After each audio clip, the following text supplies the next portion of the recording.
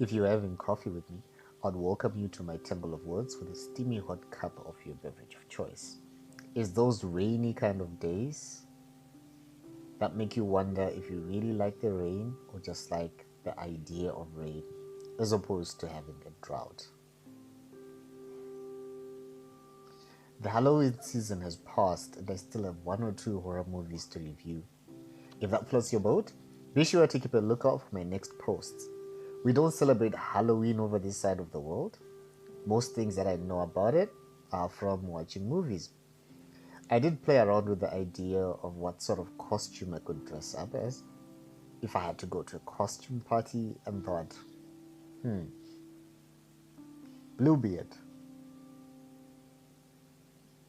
You're familiar with the story about the man who went on a trip and left his wife with keys to all his secrets and riches, telling her she had access to everything except this one locked room which she must never ever venture into.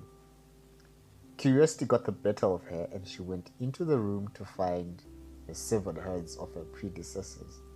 She tried to hide her transgression, but the key to the room developed a bloodstain that could not be removed, and when the husband returned, of course, he now had to kill her too because it is what it is.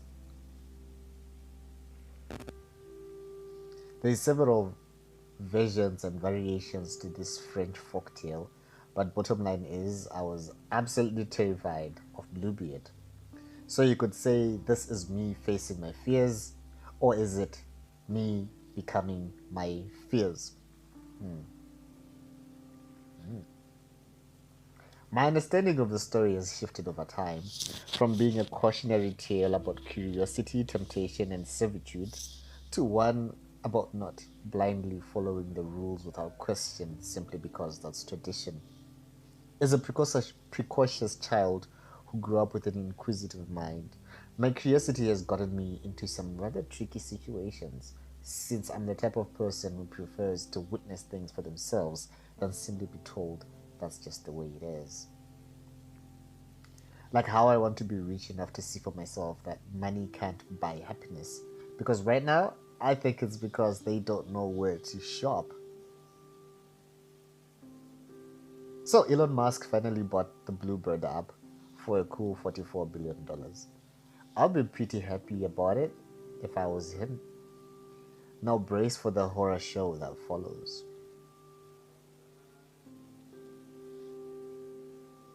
If you're having coffee with me, I'll tell you that November is a curious month. Whichever culture and tradition you look at, you will come up with interesting parallels which show there's more than we understand at play. In our local culture, November is deemed a sacred month as the ancestors will be taking a sabbatical break from watching over us, and it's during this annual vacation that they also take our petitions on our behalf to Nsikaran, the creator. Consequently, no sacred rituals or events such as weddings, memorial services, installation of traditional chiefs are scheduled for November as the ancestors will be not watching over them and thus will not recognize or bless any such activities conducted. And it can actually invite an ancestral wrath where they rescind their benevolence until an appeasement ceremony is carried out. Also, because the ancestors will be otherwise preoccupied from the regular mandate, November can be a month which misfortune befalls families, tragic events, disasters, and death seem to happen more prominently in November. The November curse. We had to rush to get my uncle's grave fixed up before the rain season started, and most importantly, before November started, because we would not be able to do so otherwise until December. And should anything have happened to it, because it was not yet fixed up, that would be quite the ominous sign requiring quite a lot of intervention to rectify. If you're having coffee with me, I'll tell you that I'm a product of culture. I'm a product of culture that works between two parts. On one hand, there's Christianity, and on the other hand, there's the African traditional religion, which history has subdued us into not openly talking about. So we behave like it doesn't exist, yet at the same time giving it its due respect and more. Unfortunately, it leaves us on an incomplete path, never fully committed to one or the other.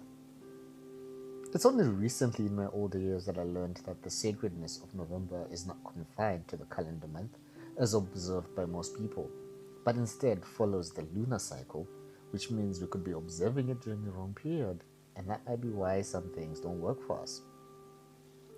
What is it about November? Do check my linked archive article.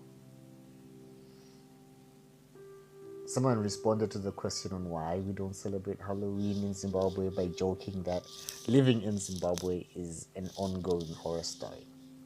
Mahora. Although I laughed heartily at that, I felt where they were coming from, which is why I did not consider putting a scarf with the country's flag around my neck and dress up as the president for Halloween. Also peep my previous guest article on how to become a first lady to an African president. If you're having coffee with me, I would ask if you're aware that Taylor Swift has just made Billboard history by having 10 songs grace the Billboard Hot 100. That could be a dream come true or another horror story, depending how you look at it. What's been happening in your neck of the woods? Did you dress up for Halloween? What do you know about November?